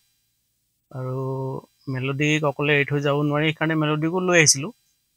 তো ডাবিংটো হৈ নুঠিলেগৈ। তাৰপৰা কেইদিনমান ইয়াতে থাকোঁতে যতীন শৰ্মা ইহঁতি কিবা ৰিমিক্সত লাগি আছিলে তেতিয়া। তো জালুৱা বুলি এটা ৰিমিক্স এলবাম হৈ আছিলে, তেতিয়া মই অহা দেখি সুবিধাই পালে, তাৰপৰা ক'লে যে আপুনি দুটামান গান কৰক। তো তাতে মই ইকুইপমেণ্ট আছিলে মোৰ, লৈ গৈছিলোঁ কীবৰ্ড। তো সেই কাম কৰাত লাগিলোঁ, ক'বই নোৱাৰিলোঁ, মই উভতি যোৱা নহ'ল আৰু। তো তেনেকৈ থাকি গ'লোঁ একচুৱেলি। গৈ নতুন মানুহৰ এটাকে চিনাকি হৈ কাম চামবোৰ আৰম্ভ হ'ল, কিবা কিবি কৰি আছোঁ এতিয়ালৈকে। কিন্তু এতিয়াও ধৰিব নোৱাৰোঁ কেলে আহিলোঁ ইয়ালৈ, কি কৰিবলৈ আহিলোঁ, একো বুজি নাপাওঁ। কাৰণ ইয়াৰ এইখন জগত একেবাৰে বেলেগ, আৰু ইয়াতে ৰিমিক্সৰ লগত অকণমান দিন জড়িত থকাৰ কাৰণে চাউণ্ড ডিজাইনটোৰ প্ৰতি ইণ্টাৰেষ্টটো অকণমান বাঢ়িলে। তো সেইমতে আকৌ এই টেকনিকেলিটিটোত বেছিকৈ সোমাই গ'লোঁ। তাৰ পৰা কিছু দুটা এটা ভাল গান বা দুটা এটা ভাল প্ৰজেক্টত কাম কৰিছোঁ, কিন্তু বৰ বিশেষ একো মই ভবা ধৰণে ময়ো এতিয়ালৈকে কৰিব পৰা নাই। কিছুমান গান আছে যিবোৰ গানৰ নামেই ল'ব নোৱাৰি, মই কৰিছোঁ বুলি ক'বলৈ ভালেই নালাগে, তেনেকুৱা গান আছে আৰু কৰিছোঁ। আৰু ভাল এটা সময় পাইছিলোঁ, কিন্তু সেইটো সময় সেই ফ্ৰুটটো নাহিলে। ইৰফান খান আৰু ত্ৰিবাঞ্চু ঢুলীয়া এওঁলোকৰ লগত মই ভালকৈ জড়িত আছিলোঁ অলপ দিন। আৰু তেতিয়া কিছুমান প্ৰজেক্ট হৈছিলে, তাৰ তেতিয়া সেই শাহু বোৱাৰী চেনেলটো আৰম্ভ হোৱা নাই, মানে তাৰ আগৰ সময়খিনি। তেতিয়া সেইকেইটা প্ৰজেক্ট কৰি পেলাই ভাল লাগিছিলে আৰু মনে মিলা মানুহ লগ পাই গ'লো, এনেকুৱা ভাৱ এটা আহিছিলে, তেওঁলোকেও ভাল পাইছিলে। তো কিন্তু ইৰফান খান হঠাতে বহুত ডাঙৰ এক্টৰ হৈ গ'ল, তো সেই তাৰ আগৰ সময়খিনি। তো তেতিয়া সেই ইণ্টাৰেকশ্যনটোৱে কিবা ফ্ৰুটফুল মোৰ কাৰণে একজেক্টলি নহ'লগৈ আৰু, হোৱা হ'লে ভাল আছিল, হৈ নুঠিলেগৈ বিভিন্ন কাৰণত। আদাৰৱাইজ সেইটো এটা ভাল ফ্ৰুটফুল হ'লহেঁতেন বুলি ভাবোঁ। তো তাৰ এতিয়াও কিন্তু সময় আছে, গতিকে বোম্বেত সময় সলনি হ'বলৈ একেবাৰে সময় নালাগে। কিন্তু মনে মিলা প্ৰজেক্টৰ লগত এতিয়াও জড়িত হ'ব পৰা নাই। মাজে মাজে কিছুমান ভাল প্ৰজেক্ট হয়, এনে ধৰি লোৱা মহল্লা আছি বুলি এখন ফিল্ম আহিছিলে, ডক্টৰ চন্দ্ৰপ্ৰকাশ ত্ৰিবেদী, সেইখনৰ বেকগ্ৰাউণ্ড স্ক'ৰটো মই কৰিছোঁ। তো সেইখনৰ কৰি বহুত সুখ পাইছিলোঁ, কাৰণ একেবাৰে মনে মিলা মানুহৰ লগত কাম। আৰু মিউজিক ডাইৰেক্টৰ এজন আছিলে আমোদ ভট, তেওঁ কাম কৰে মাজে মাজে মোৰ লগত, আৰু বেকগ্ৰাউণ্ড স্ক'ৰটো কমপ্লিটলি ময়ে কৰিছিলোঁ, আৰু তেওঁ হেল্প কৰিছিলে বহুত। তেনেকৈ এটা দুটা প্ৰজেক্ট ভাল পাওঁ মাজে মাজে, কিন্তু সেই প্ৰজেক্টে যিটো ডিজায়াৰ্ড ৰিজাল্ট সেইটো ঘূৰাই নানে বিভিন্ন ক্ষেত্ৰত। তো সেইখন ফিল্মখন ৰিলিজ হোৱাৰ আগতেই ইউটিউবত কোনোবাই পাইৰেচি কৰি এৰি দিলে। ছানী দেওল আছিল নেকি বাৰু? ছানী দেওল আছিলে। তো সেইখন চাবা কেতিয়াবা সময় পালে, সেইখনৰ গানৰ ৰিজাল্টবোৰো ভাল, আৰু বেছ ভাল, মানে ভাল ষ্টৰীৰ পৰা কৰা ভাল ফিল্ম।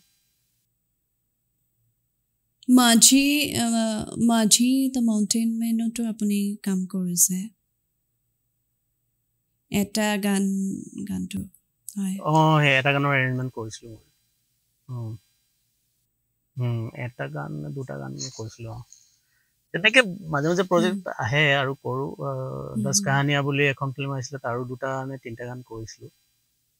কমপ্লিটলি মানে মিক্সিঙলৈকে মাষ্টাৰিঙলৈকে কৰিছোঁ।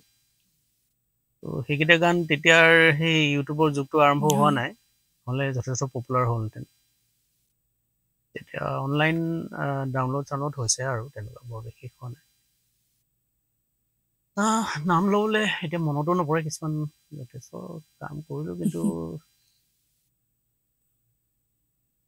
এনেই লাগি ধৰি আছোঁ এনেকুৱাও লাগে কেতিয়াবা। বিশেষ তেনেকুৱা এইখন জগত একেবাৰে বেলেগ। কেনেকুৱা অৰ্থত আপুনি অসম আৰু মুম্বাইৰ যিটো, মই যদি অকণমান তুলনা কৰিব বিচাৰোঁ, যিটো আপোনাৰ বিষয়ে যিটো কথা দণ্ডা কৈছিলে, সময়ৰ আগত থকা মানুহ এজন, এই সময়ৰ আগত থাকি আপুনি অসমত কেনেকুৱা পালে আৰু মুম্বাইত কেনেকুৱা পাইছে, মই যদি এই প্ৰশ্নটো আপোনাক কৰোঁ। সময়ৰ কথা ক'ব গ'লে একচুৱেলি মিউজিকেল এক্সপেৰিমেণ্টেশ্যনটো কৰিবলৈ গুৱাহাটীত বহুত সহজ আছিলে, কাৰণ তাতে কোনো এনেকুৱা ধৰণৰ বাধা বা কাৰোবাৰ অন্যজনৰ আইডিয়াত কাম কৰিবলগীয়া হোৱা নাছিলে। ইয়াত আহি আকৌ সেইবোৰ পচিবল নহয়, কাৰণ বেলেগ কাৰোবাৰ ফিল্ম এখন, কাৰোবাৰ কোনোবা মিউজিক ডাইৰেক্টৰ নিজা চিন্তা, তেওঁলোকৰ নিজা ইনস্পিৰেশ্যন থাকে, নিজা ৰেফাৰেঞ্চ ট্ৰেক দিয়ে, এইটো ট্ৰেকৰ নিচিনা ট্ৰেক লাগে, তেনেকুৱা আৰু। ইয়াতে সেই ক্ৰিয়েটিভিটিৰ চান্সটো বৰ কম, যদিও ইয়াতো বহুত ভাল ভাল কাম হৈ থাকে, আৰু প্ৰচেছবোৰেই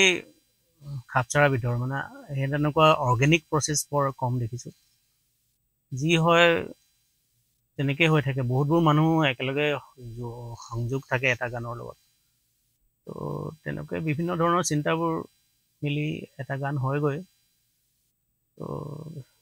যদিও টেকনিক্যাল ফেচিলিটিজ আৰু এইবোৰ ইয়াতে খুবেই ভাল এতিয়া এই ডিপেণ্ড কৰে আৰু তুমি কাৰ লগত কাম কৰিছা বা কেনেকুৱা ধৰণৰ কাম কৰিবলৈ পাইছা সেইটোৰ ওপৰত ডিপেণ্ড কৰে বাকী সেই সময় সলনি কৰিব পৰা বিধৰ গান কৰাৰ সুবিধা ইয়াত মই পোৱা নাই আৰু পালে নিশ্চয় আকৌ সলনি কৰি পেলাম আকৌ আৰু সেইবোৰ নিজেই কৰিব লাগিব আৰু তেতিয়াহে হ'ব আনৰ লগত আনৰ বাবে মিউজিক কৰিলে সম্ভৱ নহয় এটা প্ৰশ্ন সুধিব বিচাৰিছোঁ আপুনি যদি বেয়া নাপায় ভাবে নেকি কেতিয়াবা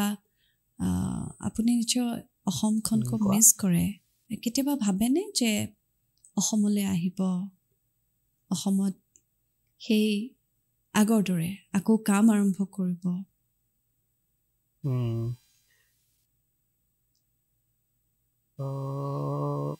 মই একচুৱেলি একো নভবা মানুহ আগৰ পৰাই মই একো ভাবি পেলাই একো কাম কৰাই নাই এতিয়াও তেনেকুৱাই আৰু একো ভাৱ চিন্তা নাই একো ফিউচাৰৰ কোনো আইডিয়া নাই যি হয় হৈ থাকিব আৰু এতিয়া নাজানো আৰু কোনো একো প্লেন নাই ভাল প্ৰজেক্ট পালে কেতিয়াবা অসমত আহি ডেফিনেটলি কৰিম আৰু আদাৰৱাইজ আকৌ পুৰাকৈ ঘূৰি অহাৰ তেনেকুৱা ধৰণৰ চিন্তাও হঠাতে কৰিব নোৱাৰি সেইটো কাৰণে কোনো ঠিক নাই আৰু কেতিয়া কি হৈ যায় হয় আচলতে শিল্পীৰ যিদৰে এখন ঘৰ এখন ঠাইত নাথাকে শিল্পীয়ে গোটেই পৃথিৱীখনেই নিজৰ ঘৰ বুলি লৈ অঘৰীৰ দৰে থাকে মোৰ এনেকুৱা লাগে বহুত সময়ত প্ৰকৃত শিল্পীসকল যেন তেনেকুৱা মানে নিজৰ ভিতৰত এখন ঘৰ লৈ আচল এখন ঘৰত থাকি অঘৰীৰ দৰে থাকে বোধ কৰোঁ আপোনাৰো তেনেকুৱা ধৰণৰ মন এটাই যেন কোনোবাখিনিত আছে আপুনি মুম্বাইত আছে আপুনি অসমৰ কথা কৈ আছে আপুনি একো তেনেকুৱা পৰিকল্পনা নকৰোঁ বুলি কৈছে আপুনি এজন ঘৰমুখী মানুহ তাৰ পিছতো অসমে আপোনাক নিশ্চয় বিচাৰে আৰু যেতিয়াই ভাবে আমি খুব আগ্ৰহেৰে আপোনাৰ কাৰণে অসমতো বাট চাম আপোনাৰ যিবোৰ গীত কৰিবলৈ ৰৈ গৈছে সেই গীতসমূহ হাতত কৰিবলৈ লওক হয় অকণমান সেই বিষয়ে এতিয়া তেনেকুৱা এটা প্লেন হৈ আছে এতিয়া বহুতে এই কথাবোৰ ভবা চিন্তা আৰম্ভ কৰিছে যে হয় কিছুমান গান কৰিব লাগিব আকৌ আৰু বহুত মোৰ ওচৰত চাপিছে আৰু আমি কথাও পাতি আছোঁ সবিশেষ সময় আহিলে জনাম আৰু কিন্তু এটা প্ৰচেষ্টা আৰম্ভ হৈ গৈছে অলৰেডি তো কিছুমান গান মই আকৌ উপহাৰ দিব পাৰিম চাগে অতি সোনকালে তো বহুত গীতেই থাকি গৈছে আকৌ কৰিব লাগিব বহুত ভাল এটা কথা বহুত ভাল লাগিল শুনি আমি আগ্ৰহেৰে বাট চাম দাদা আৰু এই যে সময়খিনি দিলে বহুত বহুত ধন্যবাদ আপোনালৈ আৰু মোৰ খুব ভাল লাগিল কথা পাতি মই চাগে এই ভিডিঅ'টো নিজে বহুতবাৰ চাম শুনিম শিকিবলৈ যত্ন কৰিম আৰু আপোনালৈ বহুত বহুত ধন্যবাদ আপুনি কুশলে থাকক অসমলৈ আহিলে এদিন ভালকৈ লগ পাম আপোনাক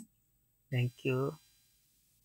হয় মই নাজানো আপুনি কেনেকুৱা পালে কথা পাতি মই আজি শ্ৰোতা হৈ থাকিলোঁ শুনিলোঁ আৰু বুজিবলৈ যত্ন কৰিলোঁ সঁচা কথা ক'ব গ'লে মই এনেকুৱা ইণ্টাৰভিউ বোধহয় এইটোৱেই প্ৰথম নেকি মই দিয়াই নাই কাকো কেতিয়াও কাৰণ মই এইবোৰৰ পৰা আগৰ পৰা আঁতৰি থাকোঁ পিছলৈও লাহে লাহে এইবোৰৰ পৰা আঁতৰি আছিলোঁ এই প্ৰথম মই চিৰিয়াছলি তোমাৰ লগতে কৰিলোঁ বোধহয় তাৰ আগতে মনত নাই হয়তো কৰিব পাৰোঁ এটা জেগাত হয়তো আছিলে নাই কৰিছিলোঁ খুব কম আৰু প্ৰিয় দৰ্শক আজিৰ ভিডিঅ'টোৰ পিছত মোৰ আচলতে ক'বলৈ একো নাই কেৱল কৃতজ্ঞতা যাচিছোঁ উৎপল শৰ্মা দাদালৈ আৰু আমি খুব আগ্ৰহেৰে এই অসময়ত আমি খুব আগ্ৰহেৰে বাট চাম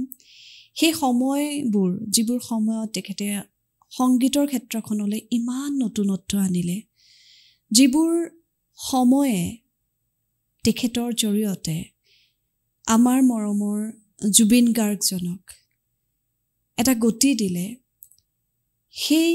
মানুহজনে এই যে কৈছে গীতবোৰ কৰিম বৰ শুভবোধৰ বাৰ্তা এটাৰে আজি ভিডিঅ'টো সামৰিব লৈছোঁ মই আন্তৰিক কৃতজ্ঞতা জনাইছোঁ মুম্বাইস্থিত বিশিষ্ট সংগীত শিল্পী ননী হাজৰিকা দাদালৈ তেখেতৰ অবিহনে এই ভিডিঅ'টো একেবাৰে সম্ভৱ আছিল গতিকে বহুত বহুত ধন্যবাদ আপোনালোক আটাইলৈকে অশেষ ধন্যবাদ কেমেৰাৰ পিছফালে আছে দেবুদা দেৱাংকৰ বৰগোহাঁই এই ৰাতিখন তেখেত আছে থেংক ইউ ভেৰি মাছ আটাই কুশলে থাকক ধন্যবাদ